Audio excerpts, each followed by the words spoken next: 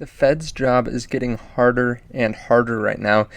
We just got news that OPEC is going to be cutting oil production, which will increase inflation, but we also have news that is kind of fighting the Fed as well from having to continue to raise rates because we're starting to see more and more fear and more things breaking down. So we're going to talk about that. If you don't mind, please hit that subscribe button underneath the video.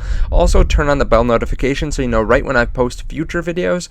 And if you want to know what I'm buying and selling, because I actually made a decent amount of money on Friday selling some calls, you can check out the link down below to the Patreon. Now, I'm going to try to get this video done before this rain starts flying in here. It looks like it's right off on the horizon, coming in pretty quick, but I have my wife sleeping, taking a nap, so we're going to get through this in a timely manner. Now, as you can see, Bitcoin's still well above 28,000. Actually made a nice $800 move this morning. Now, just calming down a little bit, the NASDAQ is negative. Now, we got some pretty interesting news over the weekend. OPEC decided to cut oil production. Actually, OPEC Plus decided to cut oil production by 1.66 million barrels per day. Now, there's a reason for this, which we'll talk about, but as you can see, that is a significant amount of oil. This is OPEC. This is how much they produce a day, 31 million barrels. So that's cutting production by about 5%. Now, why did they do this? Well, part of it is obviously that they want to continue to keep oil prices high.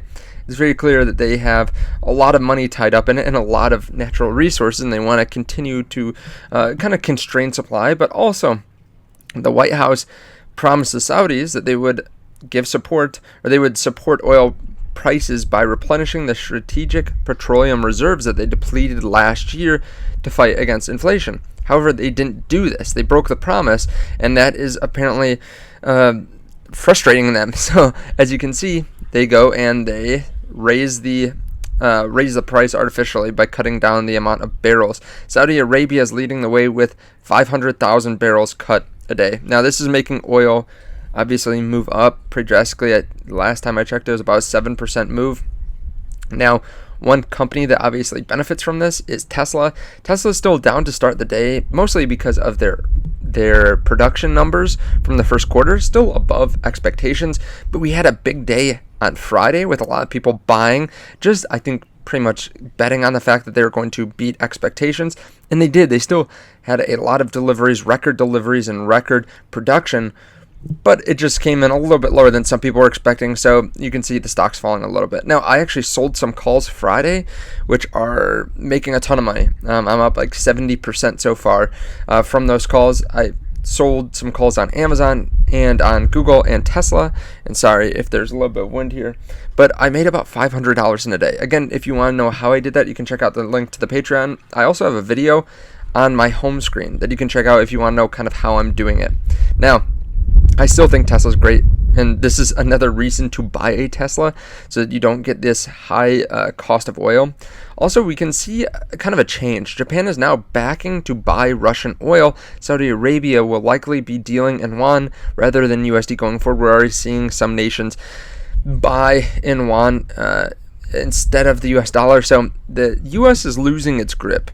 One thing that you should pay attention to is how this continues. We want to make sure that we are diversified, not just in different assets, but also in different currencies. That's why I think Bitcoin has done quite well over the last couple weeks, couple months, is because people are diversifying away from the US dollar, especially with some of these banks collapsing, and the Fed's really stuck. We're starting to see news like this. McDonald's is planning corporate layoffs this week. All in-person meetings have been canceled, and U.S. offices are closed from Monday to Wednesday. McDonald's is a huge company with a lot of employees, and they're going to probably start firing middle management. So this is spreading not just to tech anymore, but we're starting to see more and more companies affected by the rate hikes. So I am not envious of Jerome Powell. I'm not envious of the Fed in general, because on one side we have inflation because of the oil being cut, the production being cut. On the other hand, we're starting to see things break, whether it is jobs, just with labor in general, right? More and more layoffs happening, which is what they wanted. That's what they knew they had to get to. Or whether it is banks collapsing as well. A lot of people think we're going to start tapering off the rate hikes, but with this new inflation from oil. We'll have to see how that all comes into effect. I still think that they're more likely to stop raising rates, but when they get news like this, that just makes it harder and harder for them. So I am very happy I'm not part of the Fed today. Now, I want to give a little bit of caution too. I try not to buy assets like this. You might be thinking, okay, now I'm going to buy oil, but oil is up 6-7% here today. Brent is. And I don't like buying assets that are pumping for news like this. Like, I like buying assets that are going to be great over long term. So like today, Tesla had a record quarter and they're down. This is the type of day that I'd like to buy something like Tesla. Now, I've been buying so much, and today's not the day that I DCA, but depending on tomorrow, I'd rather buy something like this than something that's just, up and down like commodities, something like oil or gold that doesn't really make progress in the long term.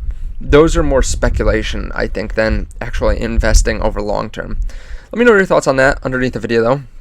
And then I do want to give a word of caution. There's a story, and I don't want to go through it because it's pretty bleak, it's pretty grim, it's pretty edgy, and I don't even know if I can say all the words on YouTube without being demonetized, but a man was allegedly kidnapped, tortured, and later had his teeth removed after being abducted while lying in bed with his influencer girlfriend in her home.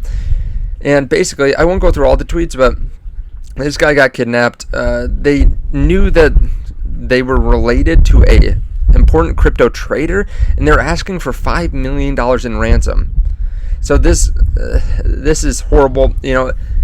They say in here, if you're gonna dox yourself, then don't tell how much you're worth, or don't tell your location. If you're gonna say how much you're worth, don't give your location or your name, that kind of thing. And I think we have to be careful, especially because we're in crypto, and that is easier, I think, to get held up than a lot of investors, right? If you have a bunch of money in real estate but you're cash poor, probably less likely that you're gonna get kidnapped or something like that. But we just have to be careful. Watch yourself out there. Watch your back. Make sure you have proper storage for your crypto and your money.